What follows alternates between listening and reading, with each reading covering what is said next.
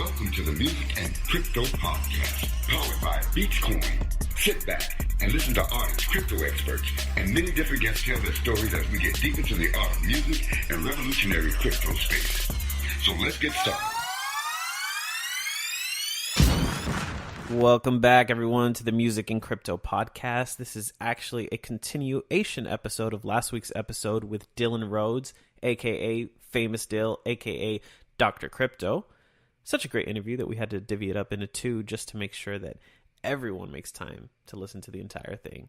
So in part two, we talk about his project BitGreen that he founded, the future of the music industry and how it relates to blockchain and Vibravid. And we also end it with a little impromptu freestyling from both of us. So let's get straight to it.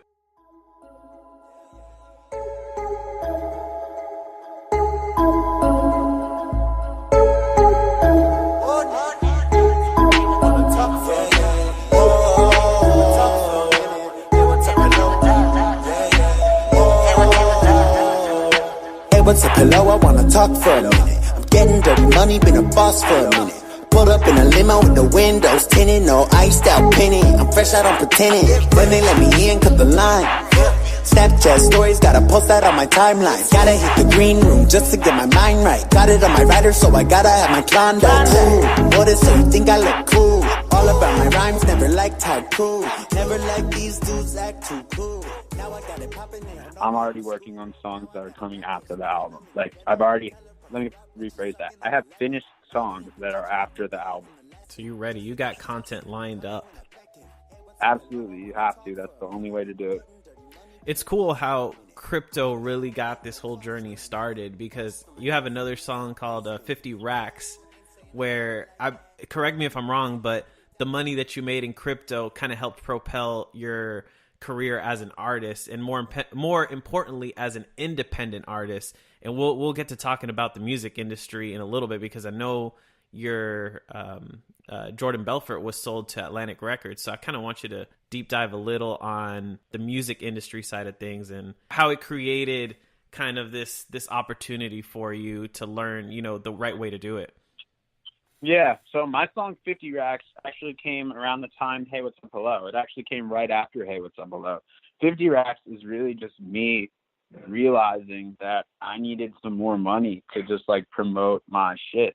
And, at the time I was just like, all right, 50 racks, 50K cash. Yeah, that would be great. That'll be enough money for me to do some damage. And here I am a few years later, I've taken my money, I've invested, I've made, some really good money. And so it's nice to touch back to that song and be like, yeah, I knew I needed to do this. All of this was done with intention. There was no, this wasn't I just put some money in some random thing and then it I was out there trying to make a lot of money so that I could do this and come back and do it right. And so it's just amazing to have everything coming together like this.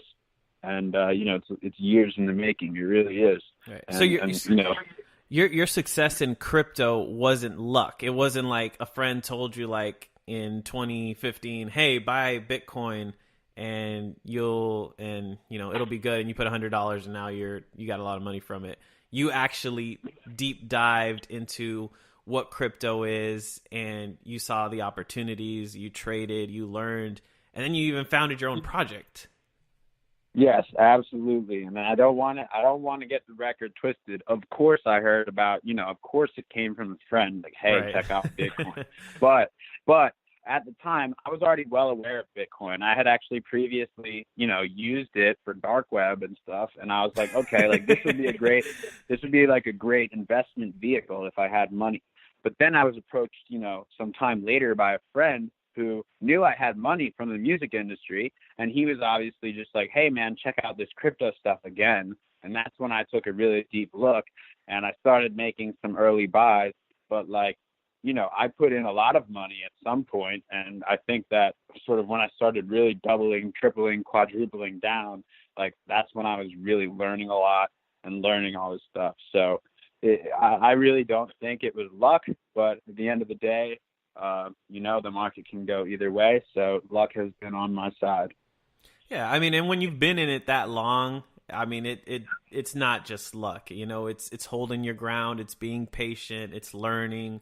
It sounds like you did a little bit of all of that. Absolutely. So, yeah, I mean, it's been really great.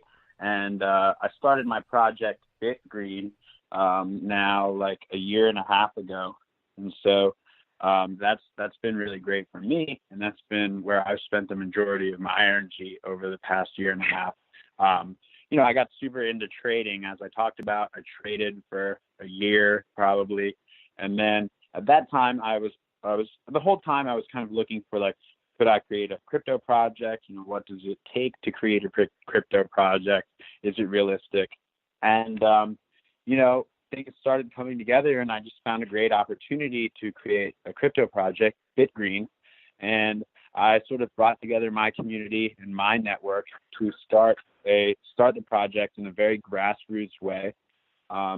We essentially had an initial distribution to like 200 different masternode holders. So there's no ICO, none of that, you know, kind of quick cash grab start that most projects have.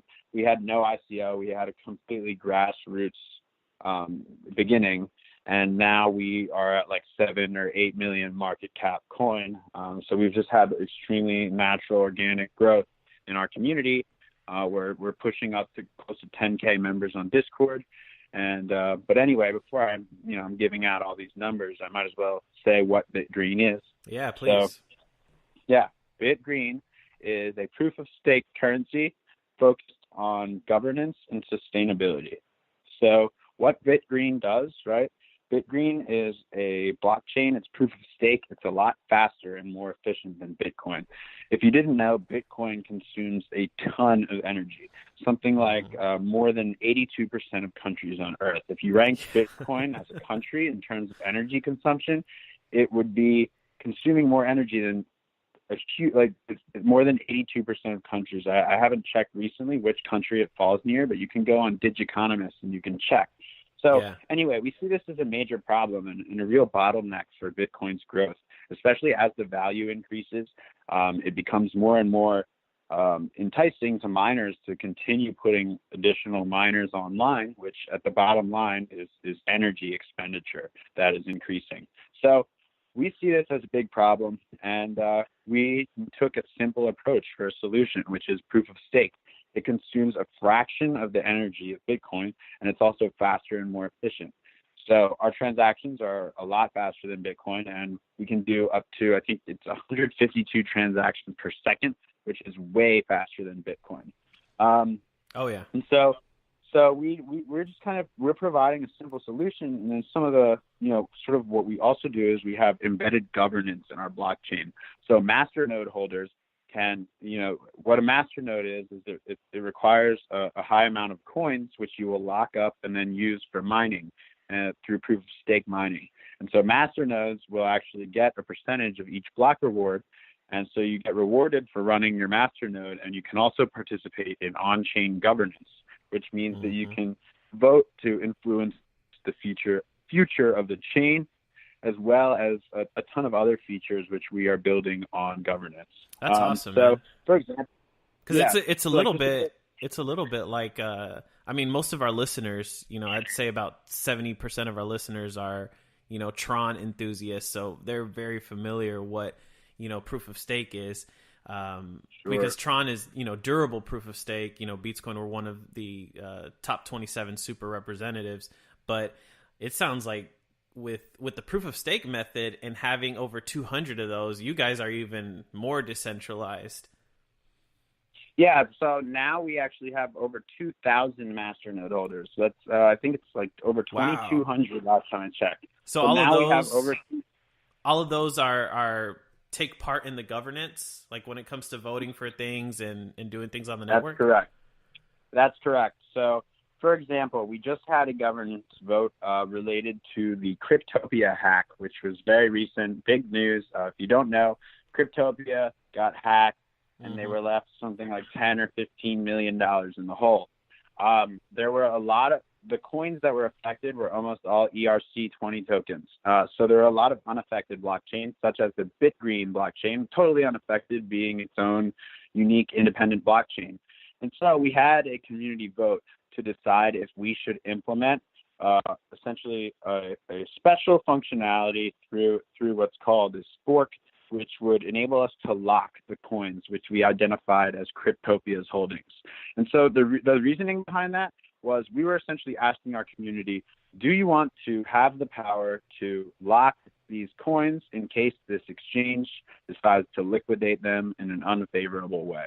Wow. And so this was a really big point of contention in our community, because you have a lot of people that are more on the blockchain traditionalist side who are like, no, we can't alter our blockchain. That's against the principles of blockchain. And then you have other people that are kind of along the lines of, yes, we should do it. It's better security for our people and for our coin holders, and it protects the people, you know, in case Cryptopia decides to do something unfavorable, because we can't predict what they're going to do with those coins.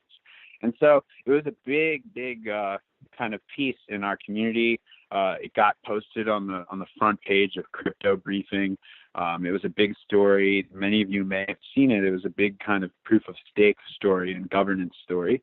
And we ended up voting no. So our masternode holders decided that we were not going to lock those coins. We're going to leave them freely transferable, as would happen, you know, on Bitcoin or really any other blockchain that doesn't have embedded governance. But the key here is that we do have the governance to make these decisions in, right, you know, a couple days or you know, to make quick decisions, just a lot quicker than it can be made under other systems. And so governance is a huge piece of BitGreen, but also, of course, just supporting sustainability is a really big piece of what we do. And right now, we are really focused on essentially being the currency to monetize and reward sustainability practices. So it's like eco-friendly practices. So whether that is like recycling, riding your bike to work instead of driving your car.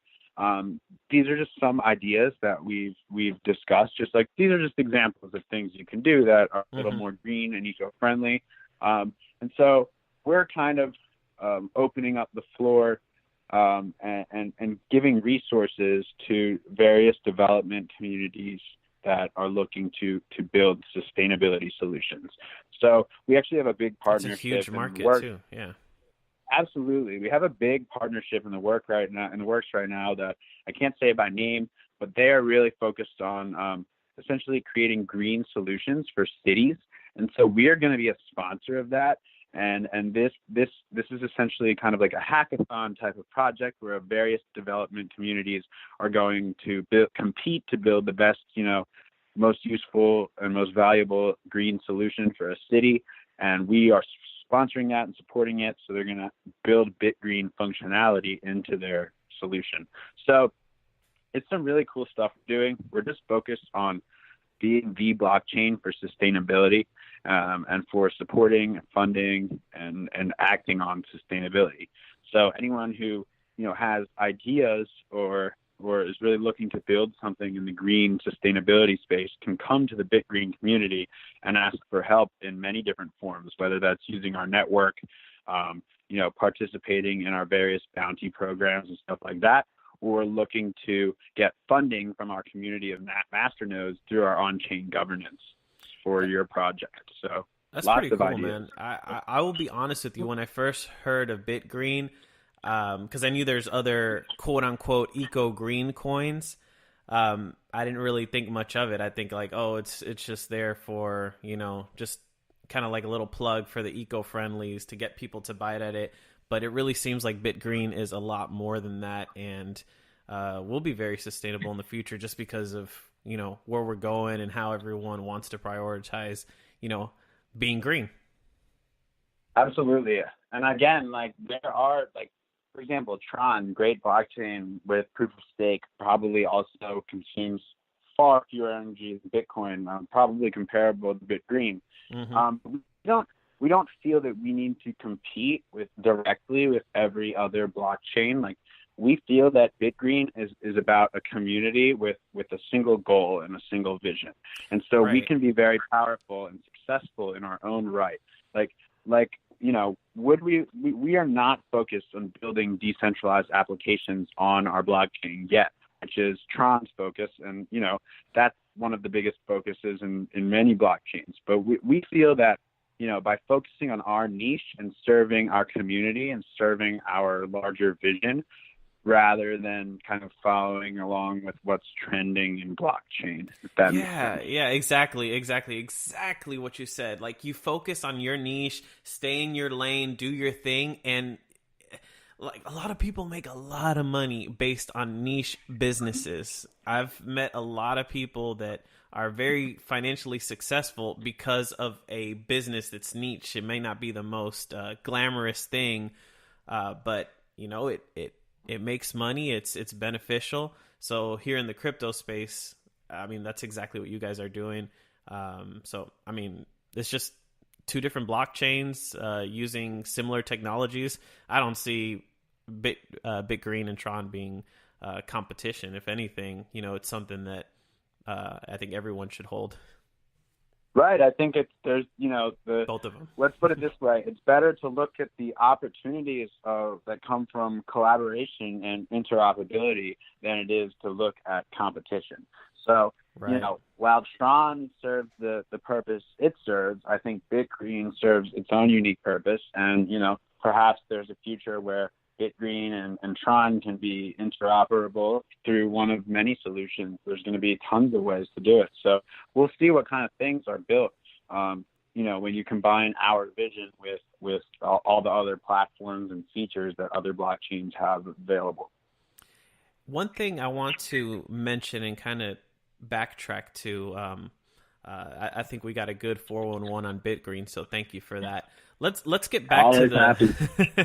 Oh, I'm sure you are. Let's get back to the music industry. Tell me, what's the real world like when you're working with, big record companies and things like that? Why did you choose to stay independent? I know Jordan Belfort was, it's with what, Atlantic Records, right? Yeah, with Jordan Belfort, we took a single song deal with Atlantic Records, and it was, at the time, it was the best decision that we knew how to make. And, at the time, they definitely provided some resources for us. But, I've learned a lot since then, and I've just realized, some truths about the music industry and the way that it works in terms of the kind of deals that major labels offer you and the kind of resources that are available to an independent artist. And so, the major labels are just trying to, keep their business going and stay profitable. So, they will say what they want and tell you what they want to in order to get you to sign a deal and to go with them. Right. But I've really, I've gone, I came from kind of the basement recording with Wes Walker all the way up to the, multi-million-dollar studios in LA paid for by Atlantic Records, with, people working for me and all that. And I've seen the whole way up. And I just think that in terms of what you can find as an independent artist for promoting your music and creating your music independently, the resources are there. These major labels, they no longer have access to this crazy amount of resources that you can't get as an independent artist. Now it's harder, and it's going to require a lot more work and many hours of study and just dedicated research and all of that to find the right ways to promote your music and create your content and all of that stuff. But I think at the end of the day, it really is worth it because there's just not a huge divide now between what the record labels have and what you can have as an independent artist through online services. So right. I just encourage, young upcoming artists to go out there with the intention of promoting yourself, promoting your brand, promoting your new song, all of that. Go out there with the intention of promoting yourself. Okay, don't go out there with the intention of appealing to a major label or getting signed for a deal. Bingo. Because you will actually create a lot more value the longer you can hold off from getting into a label deal. Now, I mean, I highly recommend staying independent and doing everything yourself, but you know, every artist has their own situation, and so it's different for everyone. I mean, some artists really do need to sign that deal to get their life on track, and I understand that fully. But I think that it's just important that you kind of take a step back and realize something like this. For example, when we signed the deal for Jordan Belfort, we were making really great money. And at the time, we just weren't sure if that was going to continue or if our song was just going to fall off the next day, because you never really know. So for us, signing with a major label, it was like, okay, this seems like the next step we need to take to keep pushing the track, right? And the truth is that the internet has created, you know, a lot of magic for us as artists. And so when you have a track that is like hitting it off, it is very unlikely that that track is going to fall off because it's already really embedded in the internet and it's already really going viral. And so, you know, I just encourage you as an artist, if you get off, when you get offered your first deal, for example, you can wait. Just wait 6 months, wait 1 year, and see where you are in a year, and see if you still want to take that deal. Like, when you get offered a deal, that means that your success is beginning. The deal should not be your end game. The first deal you get offered is the beginning of your success. That's the point I was going to say, because a lot of people see that reaching a record deal is the finish line when the reality is that you're pretty much starting once you get the record deal, and if you're not careful, you can end up being handcuffed, you know? Exactly. And I mean, there's a lot of ways that it can go down for an artist, in terms of like negative, you know. And look, a lot of artists get record deals and are super successful and everything works out great for them. That's very possible. But a lot of artists also get into record deals, and then, you know, the record company doesn't give them any funding or promotion, and kind of that's called being shelved. So, like, there are artists who are just not getting the recognition they want because they're reliant on the record company. And to some extent, when you become in that situation, it makes it even harder to get out, because you have already decided and signed your life over, your music over to this record company. So then when they're not serving you right, it's that much harder to be like, you know, I'm going to get my ass up and do my own thing. Like, it's just different when you've already decided that you are going to put your, you know, by signing that deal, you are putting your full belief in that record company to sell your music. Like, that's what you're doing.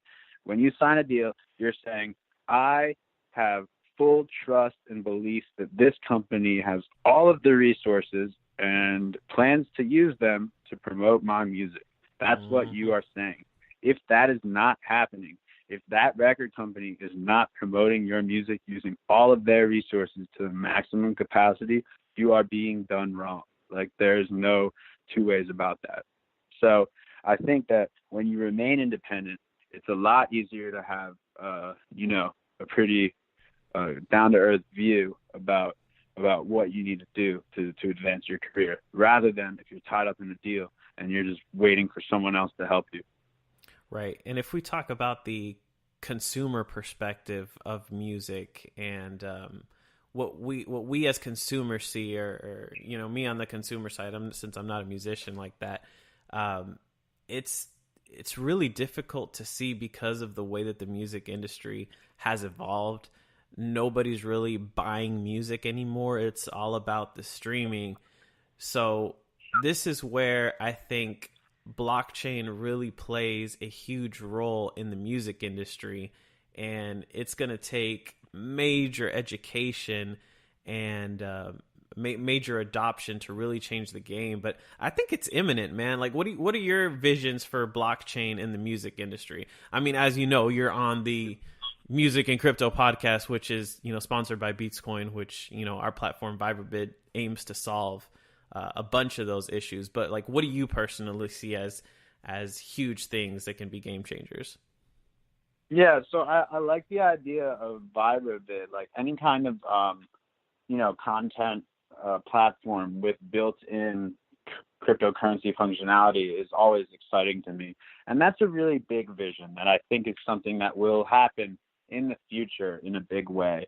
But like in terms of like more near future things that I see happening in the music industry related to crypto, I think there's a lot of potential in terms of like music rights and kind of payout distributions and stuff like that, as well as potential for artists to get funding, like upfront funding in the way that record labels provide it, but through crypto solutions. So, right. you know, for example, if I wanted to sell, you know, for example, I think that this is something that is, I know this is something being built now in the crypto space and something that's going to be really cool. For example, I go out and I say, hey, I'm Dill, you know, here's my BMI statement, so you can literally see what my numbers are and how much money I'm making, etc. I might have to release some information about myself, right? Or, you know, I'm Dill, look at my Instagram, all that, see what I am. I want to sell 20% of my album Crypto Rich in order to get funding to promote it, right? And so I think crypto provides some great solutions to do something like that, where you can essentially crowdfund the funding that you need to promote your music or your album. And so I think this has a lot of potential for artists, especially artists like me who like have a very good idea of what their budget is going to be to promote something and what it's going to require to promote something to a certain level. So like for me, if I wanted to go out and say, yeah, I need, you know, essentially I want to sell 20% of Crypto Rich and I want to sell it for $1 million or something, I could go out on the crypto markets and, you know, crowdfund the money I need to do that. And as a result, all of those people would own a pro rata share of my Crypto Rich album. So then they would get royalties from my album over the next years, all paid out through a cryptocurrency system where, you know, you could own a very small portion or a very large portion of the 20% I sold. So I think there's those kind of solutions are things that will, in my opinion, change the way the music industry works quickly. Yeah, and it's another avenue. Yes, and it is just another niche avenue. Just like I think, you know, platform like Vibravid, these kind of more streaming or content platforms that have built-in currency functionalities, I think those will take a little longer to evolve because, like, remember, I agree. The average population at this time is just getting on Spotify and Apple Music for the first time. Like in my opinion, like the average population is getting on Spotify and Apple Music within the last year or within the last 2 years, no more. Mm-hmm. Like before that, when Jordan Belfort started blowing up, Spotify was niche. We actually sold a lot of songs, which is really rare. Like big songs now do like almost no sales and all streaming. So like it was crazy how many songs we actually sold for Jordan Belfort. Like it was definitely the end of an era of $1 sales on iTunes. But that being said, the rise of Spotify and the subsequent release of Apple Music and the rise of Apple Music is something that's actually been great for artists. So if you remember around 2015, 2016, when Jordan Belfort was blowing up, Taylor Swift came out with like a huge like letter to the streaming companies saying that they weren't compensating artists well enough, stuff like that. It was a big deal, big news. But I think that highlighted, like, to me, that was like kind of like a temporal marker, a highlighter of essentially a time when streaming began to become extremely profitable. And so now a lot of people still have this idea in their head that like streaming is not profitable and artists don't get paid enough off streaming. But I would say that people in the industry, they know that's not true now. The only way that happens is if you have a deal with a record company where, say, you're getting, 18% royalties from the record company on your music, and then you have to split some of that with your manager and your talent agent, and you're only left with 12% of streaming royalties. And then we're talking about like getting a small amount. So at the end of the day, a lot of the kind of noise you've heard about streaming and it not paying out for artists is actually just caused by the record labels taking their cut. And Right. it works the same way as it did before. It just became a little bit more public and a little bit more obvious with the streaming ordeal. Yeah, it's an interesting perspective, and you're not lying, because you can make good money streaming. One of the things that, you know, we wanted to take advantage of, though, was, you know, getting more of that into the artist's hands instead of having to share it, you know, along with incentivized listening and other features like smart contracts being implemented in the future. So VibraVid is a huge project, but it's like you're absolutely right. It's going to take time to really dominate the space. Well, I think another thing that, you know, when I'm getting to the value of streaming and stuff like that, you know, that's a good sign for VibraVid, right? Because right now we're dealing with companies like Spotify and Apple Music, which are taking a huge portion of the money. And so it just, you know, streaming really is and should be kind of like, you know, all the money that comes in from streaming subscription services should be distributed to artists. But by removing that middleman, you're going to create a much stronger system for artists. And I think that the artists are always going to migrate to the system that gives them, you know, the most benefit and the most portion of the money. So I think that in many ways, a streaming solution like VibraVid is always going to look more attractive than Spotify and Apple Music. So it really is an easy sell, because as an artist, and every artist is the same way, like, in most cases, you're trying to get on as many platforms as possible, especially ones that are monetized. Right. So, that's why these distribution companies are huge now, because they're putting people on all these platforms. People don't care where they're at. They want to be everywhere. That's the way to do it.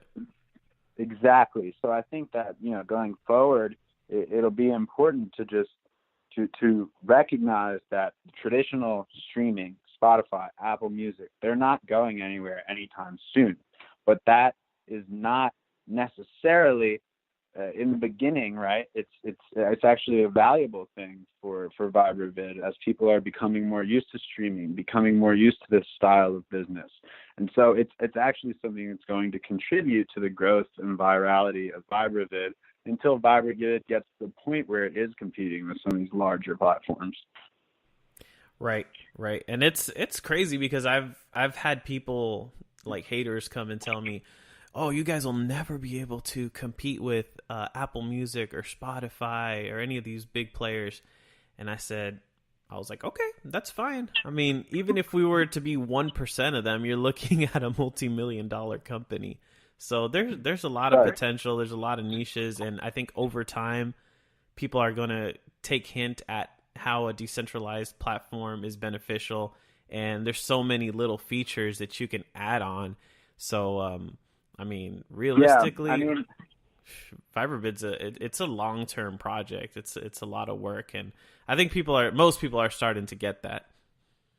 Of course, yeah, and I think that, you know, I think the music and entertainment industry is really entering a period of real prosperity with the way that the internet and social works now. I mean, the way that people can follow you on social and you can lock in your fans is so much more valuable than like the previous way, which was like your song was only popular if it was on the radio. And even then, the only way it would be heard into the future is if you have super fans going out and buying the record.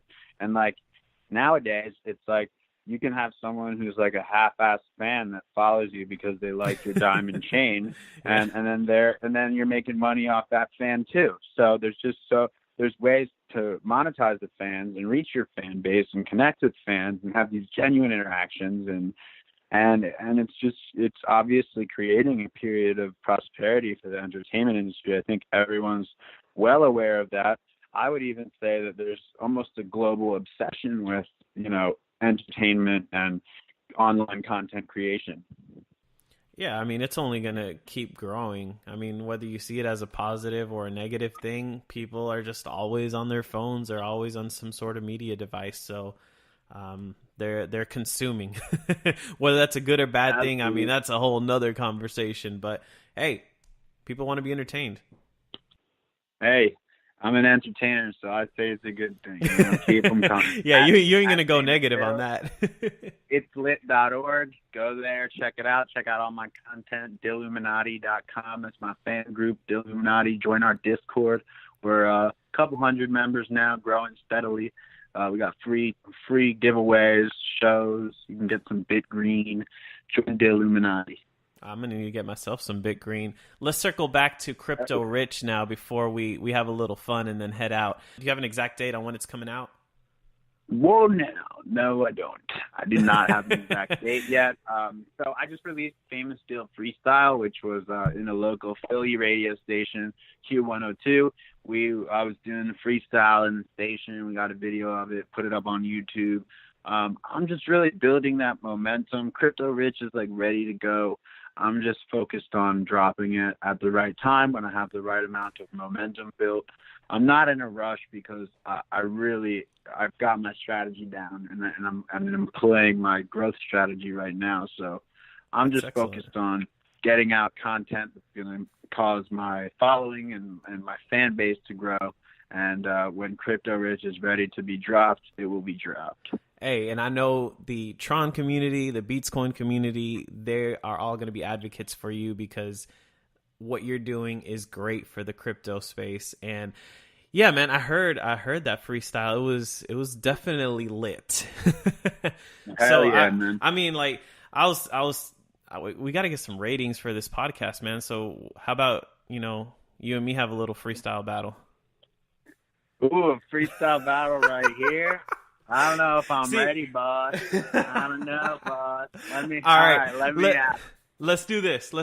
I'm gonna pick here, hold on. Give me a second here. I'm gonna go on YouTube. I'm just gonna put instrumental music, hip hop. I'm pulling it up here. All right. I'm gonna pick the first one. You gotta let me go first, okay? Because right. I don't know, like, because we all know what's gonna happen here, right? So you want me to start it all over when it gets to your turn, or are you just gonna pick up where I left off? Man, I'm whatever you want, man. All right, I got it. All right, let's see. Let me just hold this up to here. Hold on. All right. Hold this up here. All right. This double cross hard freestyle trap beat, new rap hip hop instrumental 2019. All right, you can hear that, right? Yep. All right. I haven't done this in a while, man. We're going back to the cafeteria days. I think last time I busted a flow was like when the Seahawks won the Super Bowl. Man, it's been a minute. I had to bust a flow, but I'm so inspired. Like, hey, what's up? Hello. With music, crypto, we always have that fun. Announcements of announcements, they call me Justin Sun. Now, the man with all of that skill. Before I mess it up, here's my boy, Famous Dill. Yeah, and they used to doubt me. Now they wanna let me in. Yeah, there's people who used to doubt me. Now they wanna let me in. Yeah, they used to count me out. Now they wanna be my friend. Trying to make this music pay me. I gotta make my rent. Flying NYC to Cali. They don't wanna see me win. I pulled up in a spaceship like a if they don't wanna see it, now they won't believe the eyes. I'm pulling up with the homies, we getting high. Super focused on the money, living my life. Super focused on the money. Hey, I'm super focused on events. Hey, I got no energy for haters. Hey, I'd rather use it for my fans. Hey, make me attractive, I run it up. Got them racks, take them hundreds up. When I'm with Jevin, I fuck it up. We make it happen, we coming up. Yeah, I got a spit. Ooh, ooh, throwing my dick. Ooh, ooh, I took your bit. Ooh, then I just hit. Yeah. Ooh, boy. I left it for you at the right time, huh? Hell yeah, man. I got it. Oh, anytime. man. It's your boy Dill. Whoa, now. I didn't do too bad either, right? Give a little Justin Sun plug man, there. Maybe I'll get him to retweet that for us. Oh yeah, there we go, baby. Bro, awesome. that was epic. I don't know if you heard it right, but I think you still crushed it, man. Nah, man, you got it. It was a little hard to, it is. We just do it out here, man. So I'm always down to prove that. I'm really looking forward to the album, man. I think it's gonna be a lot of fun. I'm a big fan of Hey What's Up Hello. I listen to that on the weekly. Like I said, my daughter already, she thinks she's a boss listening to that song too. But all right, let's end it here with a little fun questions. Waffles or pancakes? Ooh, waffles today. Dude. Maybe pancakes tomorrow. I love them both. All the artists have gone with waffles though. Okay, here's another big one that a lot of people are going to. All right. Worst ending, Game of Thrones or Lost? Oh my God, Game of Thrones. That was so disappointing. I mean, at least Lost, I had no idea what was going on by the end. Game of Thrones was just a pure disappointment. All right, here's a weird one. Your favorite song that is not in English? Numa, yeah. That song, you remember that song? It's like, Numa, yeah. Numa, yeah. Back on Sunday. What language is that in? Yo, I don't know, but I'm telling you, people who are listening right now will know that song. I've been listening from the depths of the internet. I've been listening to a lot of Spanish music lately, so that's what inspired that question. It's not Spanish. It's like a song from the early 2000s, and it's like some fat guy singing at his computer is what made it popular. Oh, it's legendary. Just look up Numa, N-U-M-A. Numa. Okay, I'll look that up. Yeah, at least you find it right away. At least he didn't say Gangnam. Well, Gangnam Style was pretty cool. I like the Gangnam Style. Oh yeah, I like that one. I'm a fan. All right, finish the sentence. Finish the sentence. By the end of June, Bitcoin will be worth 10K. 10K. All right. And then last one. In 2 years, I could be right. I hope so. I hope you're right. Yeah, I hope we're there by the end of June. All right. In 2 years, you see yourself blank. Rapping. Full time. Hell yeah, man. Still doing what I'm doing now. I'm going, man. I mean, I know where I'm going. 2 years, I'm gonna still be rapping. That's awesome, man. I appreciate you coming on board, man. One last time, I want to make sure everyone follows you on all the social media outlets. So end it for us, brother. You know what it is? Whoa, now, itslit.org @famous_Dill. Just go to itslit.org. Everything's there. New music, all the links to social media, everything. It's real pretty, beautiful. One of the best websites you've ever seen in your whole life. Dill, you the man. Thank you. All right, thank you, Alex. Take care. Gotta eat my veggie, become Spider-Man. Magic with the wrist, I guess I got the sleight of hand. I watch out for my health, I gotta have my vitamins. I gotta get this wealth, money talk, I understand. Please, speak my language. I've been getting dirty money, trying to pull up in the Range Red. When I'm trying to eat, I don't need a banquet. Need a bad bitch that can make a sandwich. Hey, what's up, hello, I wanna talk. Hey, what's up, hello, I wanna talk. Hey, what's up? Hello. I hope you enjoyed this episode with Mr. Famous Dill. And if you didn't catch part 1, please make sure you go back and do so. We will be back with yet another episode next week, so make sure you stay tuned to our Twitters because we are going to be doing some really special giveaways just for listening to this podcast, this episode specifically. So make sure you follow BeatzCoin at Twitter, follow me at ProGera, and definitely follow Dill at famous_Dill. And until next time, peace.